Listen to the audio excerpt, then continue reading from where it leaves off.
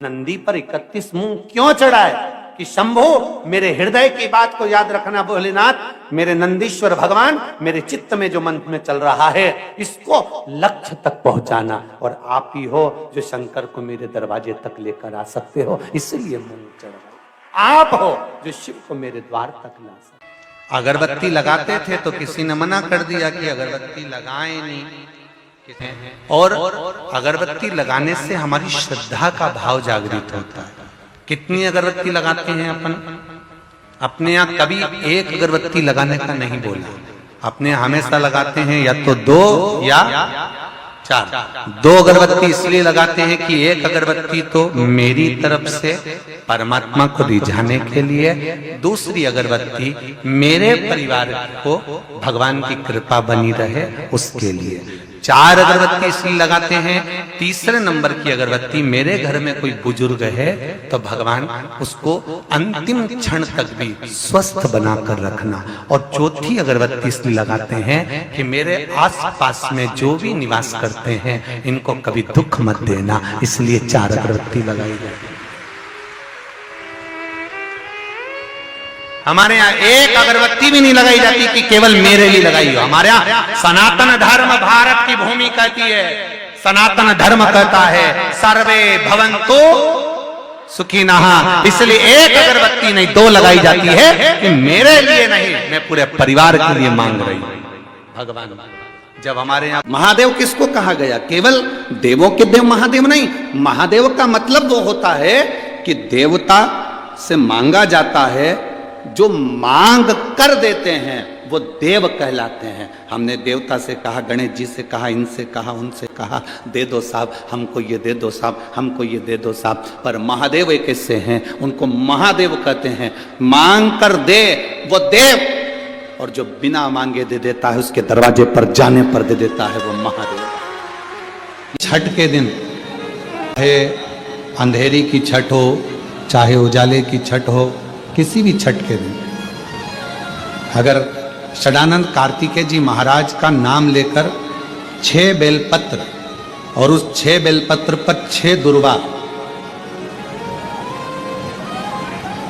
6 पुष्प, 6 अक्षत के दाने रखकर षडानंद कार्तिकेय बाबा के स्मरण कर कर शिवलिंग की जो जलाधारी है उस जलाधारी पर जहाँ अशोक सुंदरी का स्थान है उसी के पास में कार्तिकेय जी का स्थान है।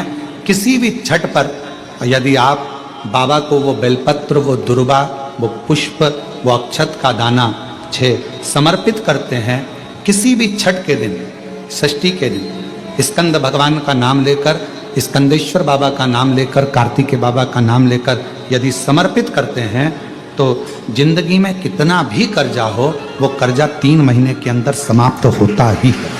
कितना भी कर्जा,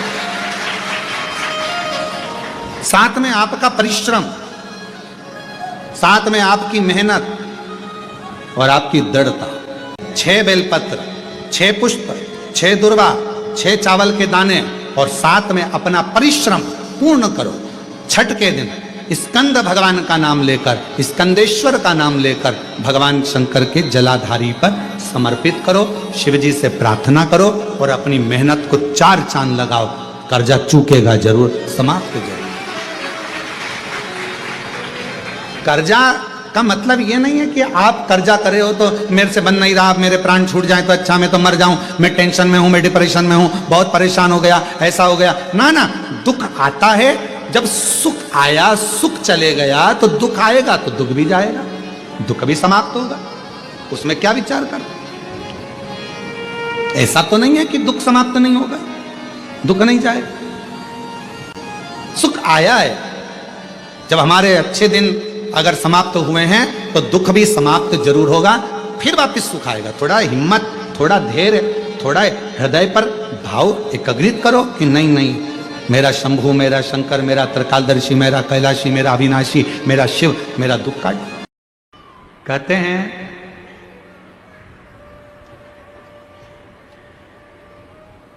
जब व्यक्ति के जीवन में कोई राह नहीं सूझ रही हो, कोई मार्ग नहीं मिल रहा हो, तब ये शिवलिंग है, जरा समझिएगा। एलईडी पर आपको दिखाया जा रहा है। मान लो ये शिवलिंग है, ये जलाधारी है। ये जल यहां चढ़ाते हो तो वो पानी बहकर इधर आता है, जल बहकर इधर आता है। मान लो कोई राह नहीं दिख रही हो, आपको लग रहा है कि मैं बहुत फंस चुके हूं और निकल नहीं पा रहा हूं, मार्ग नहीं मिल रहा। थोड़ा सा लाल चंदन जहां ये जल बहता है, इसके दोनों ओर, इधर गणपति इधर कार्तिक है, थोड़ा थोड़ा लाल चंदन दोनों जगह पर लगाना प्रारंभ करो और उत्तर की ओर मुख कर कर दक्षिण में खड़े होकर शिव जी को जल चढ़ाना प्रारंभ करो। 3 या 4 दिन तक आपने अगर दोनों जगह पर चंदन लगाकर दक्षिण में खड़े होकर उत्तर की ओर मुख कर कर भगवान के शिवलिंग पर जल चढ़ाया, पहले लगाना चंदन दोनों ओर लाल और फिर जल चढ़ाना। 3 से 4 दिन में स्वयं मेरा भोले बाबा आपको मार्ग निश्चित कर देगा और रास्ते क्लियर कर देगा। ज्यादा दिन नहीं, 3-4 दिन। पृथ्वी पर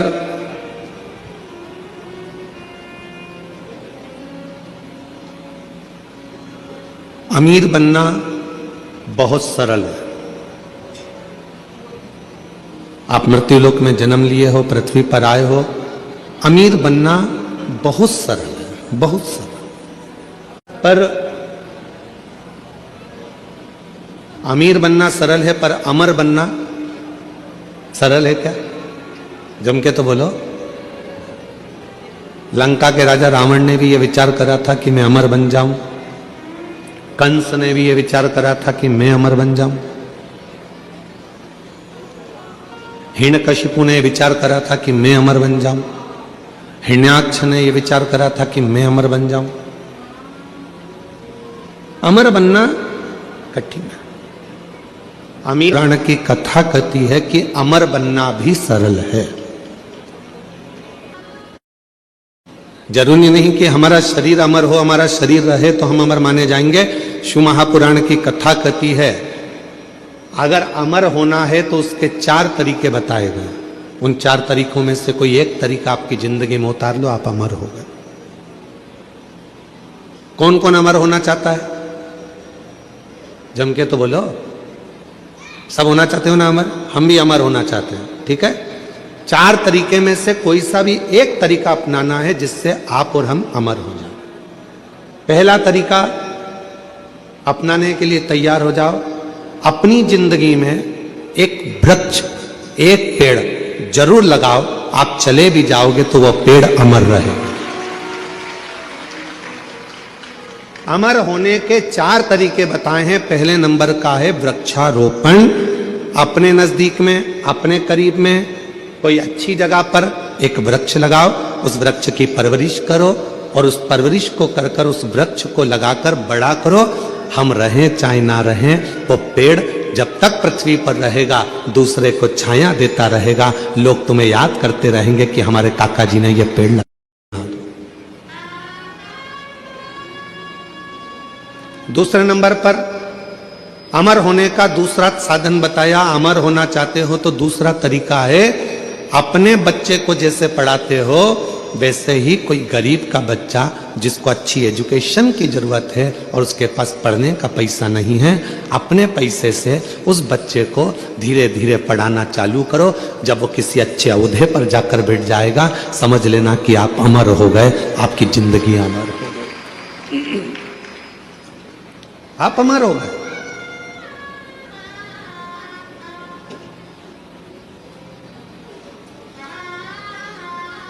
तो आप अमर, वरना अमरता का। तीसरे नंबर पर बताया कि हृदय की मिठास, प्रेम लुटाते चलो, प्रेम देते चलो, अमर। वो एक गीत की लाइन है ना, वो राम आए जो। तीसरा साधन है अपने व्यवहार को मीठा रखिए, प्रेममय रखिए, स्नेहमय रखिए, अच्छा रखिए। व्यवहार श्रेष्ठ रखिए। और चौथा साधन बताया अमर होने का, चौथा साधन अपने बच्चों को अच्छा संस्कार देकर चलिए। जब वो बच्चे अपने संस्कारों में ढल जाएंगे तो समझ लेना कि आप अमर हो गए, आपके बच्चों के संस्कार के रूप में। कौन कौन अमर होना चाहता है? बोलो, हाथ उठाओ जल्दी से। होना चाहते हो अमर? तो बच्चा भी संस्कारी, वो कोई भूलेगा नहीं, लोग आपको याद करेंगे। इनके माता पिता भी संस्कारी थे तो बच्चा भी संस्कारी, इनके माता पिता में ये संस्कार था तो बच्चे में ये संस्कार, ये अमरता है, ये अमर हो गया, ये अमर। अमीर बनना सरल है पर अमर होना कठिन है। पर शिव महापुराण की कथा कहती है अमर होना भी सरल है। जिसने इन चार में से कोई एक बात को अपनी जिंदगी में उतार लिया तो समझ लो कि वो अमर हो गया। धर्म पत्नी माता सती को लेकर कुंभज बाबा के आश्रम में शिव पुराण की कथा अर्थात भगवत चर्चा करने के लिए गए। भगवत चर्चा करने, कथा सुनने के लिए कुंभज बाबा के आश्रम में गए।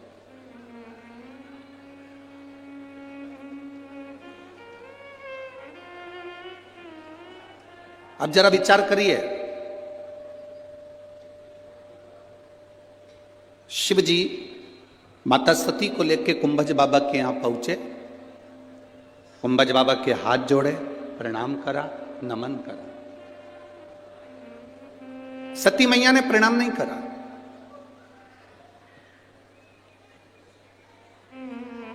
माता सती प्रणाम नहीं करी है कुंभज ऋषि को, अगस्त ऋषि को प्रणाम नहीं करी। माता सती ने प्रणाम नहीं किया। प्रणाम केवल देवादिदेव महादेव ने किया, सती मैया प्रणाम नहीं करी। तो भोलेनाथ जी ने कहा कि सती प्रणाम करो, ये कुंभज ऋषि हैं, अगस्त ऋषि हैं, इनको प्रणाम करो, इनको नमन करो। सती मैया प्रणाम नहीं कर रही।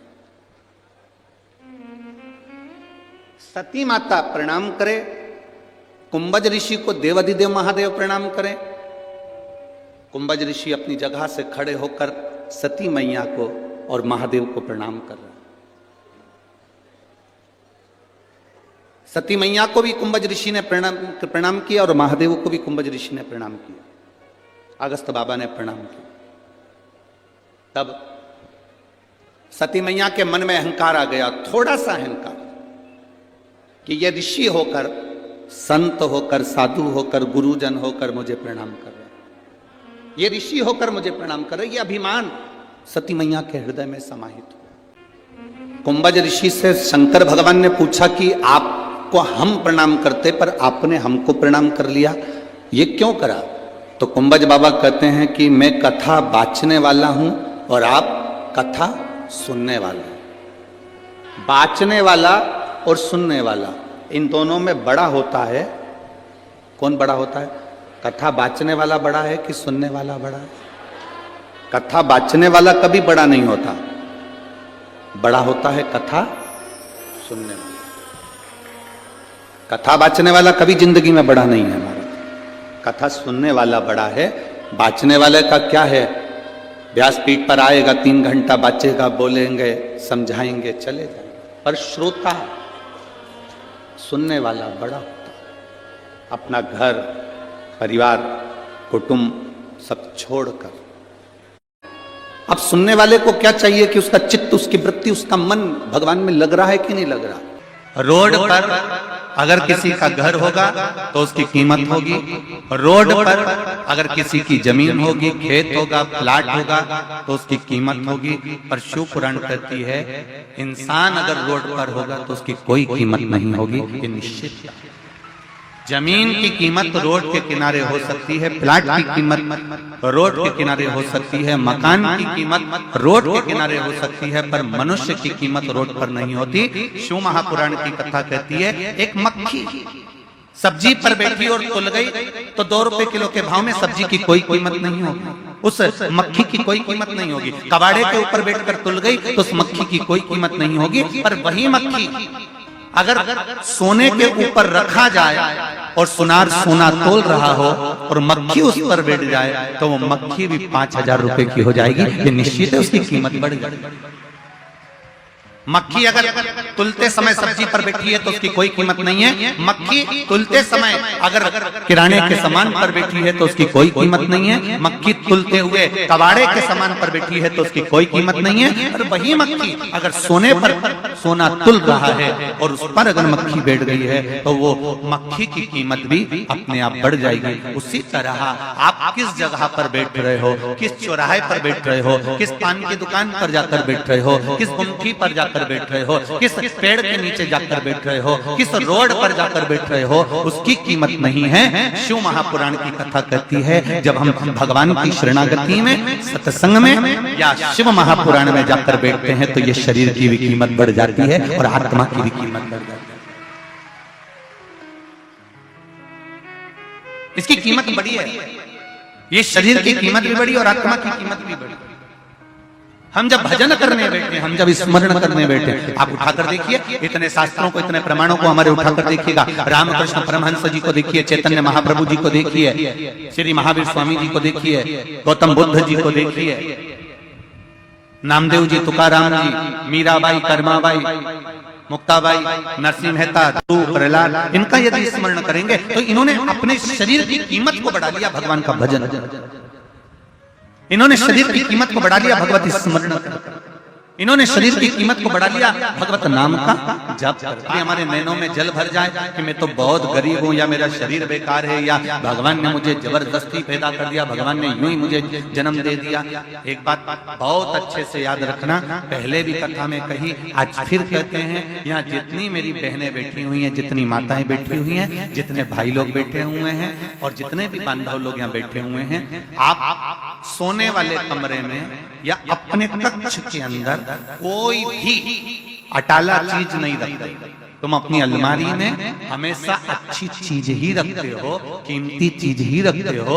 जब तुम अपने कमरे में, तुम अपनी अलमारी में, तुम अपने कक्ष में, तुम अपने मकान में कोई भी अटाला सामान नहीं रखते तो जरा विचार करिए, ये पृथ्वी पूरी की पूरी मेरे महादेव का घर है। जब आप अटाला सामान नहीं रखते तो मेरा महादेव किसी फालतू को इस पृथ्वी पर क्यों रखेगा? जरा विचार करो। अगर भगवान ने जन्म दिया है, मृत्यु लोक में आए हो, पृथ्वी पर जन्म हुआ है, तो तुम्हें कीमत वाला बनाकर मेरे परमात्मा ने भेजा। ऐसा कोई मनुष्य, ऐसा कोई मानव, ऐसा कोई पृथ्वी पर मनुष्य जन्म नहीं लेता जिसको भगवान कीमत वाला बनाकर नहीं पैदा करता। बस आपको निखरने की जरूरत है। दुनिया की ठोकरें खाकर अपना कर्म करते करते और कर्म को प्रधान मानकर जो आगे बढ़ता चले जाता है, मेहनत करता चले जाता है, वो एक दिन आगे बढ़कर उन्नति की सीढ़ी पर चढ़ ही जाता है। पहले कर्म को प्रधान मानना। ये शिवलिंग, ये जलाधार और ये धार। अब कई लोगों के मन में प्रश्न खड़ा होता है, कई लोगों के मन में एक भाव उत्पन्न होता है कि हमारे घर में जो शिवलिंग है, हमारे घर में जो शंकर भगवान का शिवलिंग है, क्या उस पर वासुकी नाग लगाना, सर्प लगाना जरूरी होता है क्या? हमारे घर के अंदर जो शिवलिंग है, हमारे घर में जो शंकर भगवान का शिवलिंग है, उस पे सांप लगाना, सर्प लगाना, वासुकी नाग लगाना जरूरी है क्या? तो बहुत सावधानी से समझिएगा कि जो शिवलिंग होता है, जो शिवलिंग होता है, उस शिवलिंग में भगवान शंकर स्वयं विराजमान है। तो उनके गले में अगर सर्प है तो शिवलिंग में आप रूप सर्प है। शंकर जी अगर रुद्राक्ष की माला पहने हैं तो शिवलिंग में वो रुद्राक्ष का बल है। शंकर जी बागंबर पहने हैं, शिवलिंग में वो बागंबर का अंश है।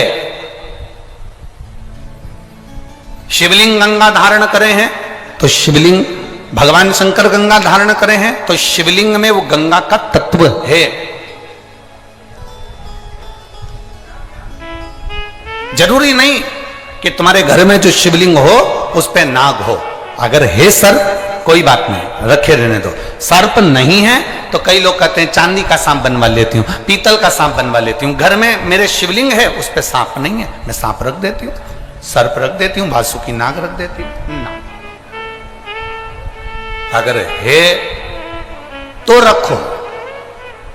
शिव महापुराण की कथा कहती है, जिसको रात्रि में सोते समय या सुबह या ऐसा लगता है कि मुझे स्वप्न में सर्प नजर आते हैं, सांप दिखते हैं, कोई मरा हुआ व्यक्ति नजर आता है, उसको लगता है कि कोई डरावनी सी वस्तु नजर आती है, कोई श्वेत वस्त्र नजर आते हैं या कोई सर्प नजर आता है, तो हमारा शास्त्र कहता है शिवलिंग, जैसे ये शिवलिंग है पूरा जलाधारी पर रखा हुआ है, और जो शिवलिंग है, इस शिवलिंग के 5 स्थान ऐसे नियुक्त कर लीजिए। कितने स्थान? 5। चंदन लीजिए, उस पे एक चावल का दाना, एक अक्षत, वो भी चंदन में गीला करा हुआ, पूरा चावल का दाना। 5 स्थान नियुक्त कर लो। एक स्थान ये कर लिया, हमने चंदन लगाया, उसमें चंदन का चावल का दाना लगाया। दूसरा स्थान हमने ये नियुक्त करा, हमने चंदन लगाया, उस पे चावल का दाना लगाया। तीसरा स्थान हमने ये नियुक्त करा, चंदन लगाया, चावल का दाना लगाया। चौथा स्थान हमने ये नियुक्त करा, चंदन लगाया, चावल का दाना लगाया। 5वां स्थान हमने ये नियुक्त करा, चंदन लगाया, चावल का दाना लगाया। बस एक बेलपत्र अशोक सुंदरी वाली जगह पर पहले चढ़ा देना है, फिर ये 5 स्थान पर चंदन की बिंदी और एक चावल का दाना लगा देना। इस बेलपत्र को उठाकर लाना है प्रदोष काल में। प्रदोष काल सूर्य जब जा रहा हो, चंद्र प्रवेश कर रहा हो, उसको प्रदोष काल कहा गया। उस प्रदोष काल में इस बेलपत्री को भगवान पतालेश्वर महादेव का नाम लेकर खा लेना है। कभी जिंदगी में तुम्हें सर्प का स्वप्न आ ही नहीं सकता और सर्प का भय नहीं हो सकता। यह पतालेश्वर है। 5 स्थान